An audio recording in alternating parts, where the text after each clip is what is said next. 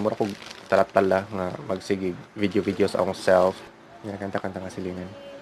So, I'll try to cut this. Hello to people, how are you all doing today? And for our episode, we will be unpacking another vlogging accessory from Shopee. Let's begin.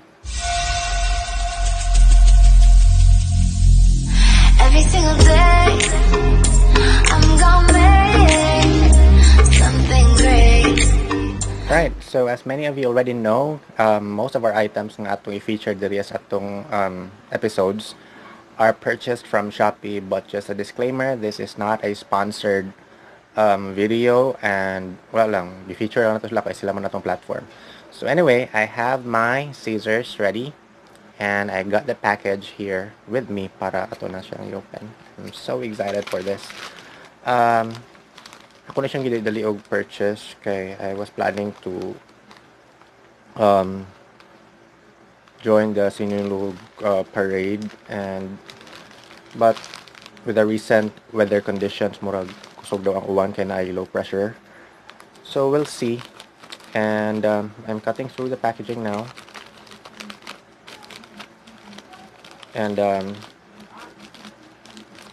atong mga na-purchase nga vlogging equipment before is just for kanang stationary. Like for this setup, I bought tripod, but this time nipalit ko accessories nga pwede na to magamit for outdoor activities. As you all know, I was able to purchase the Boya microphone, which is I'm using right here on this side, and I've also purchased two different or additional vlogging accessories para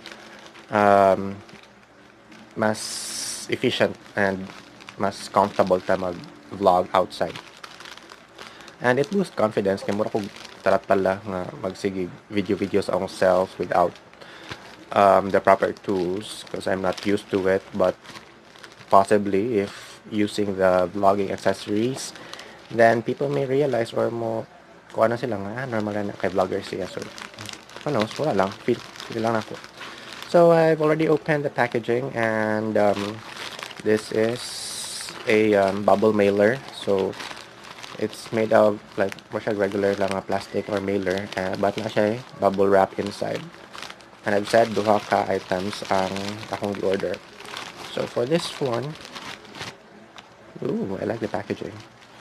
So I think this is the katong holder sa cellphone, mobile phone.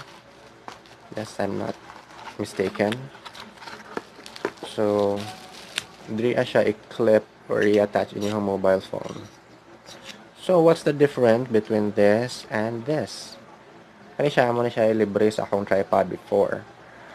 But nipalit gud ko ani, especially ani kay because of one feature, the hot shoe.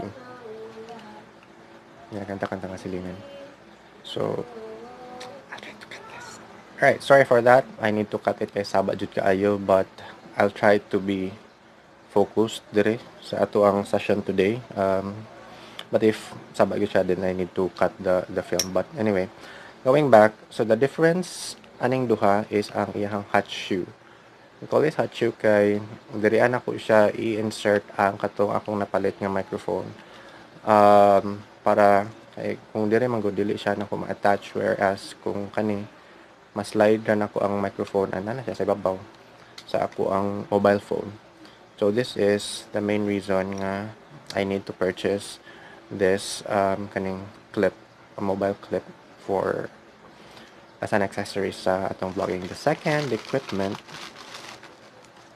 by the way, these items came from China, and thankfully we're able to take advantage of the free shipping, even though way below 500 atong nagasto on this item.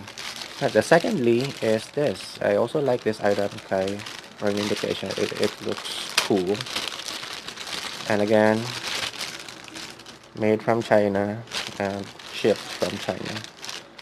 So na siya ipakapin. This is used for GoPro or mobile or kanang action cameras, but primarily kani siya is a, believe it or not, this is a tripod, but also a holder. So Diri na to i-attach.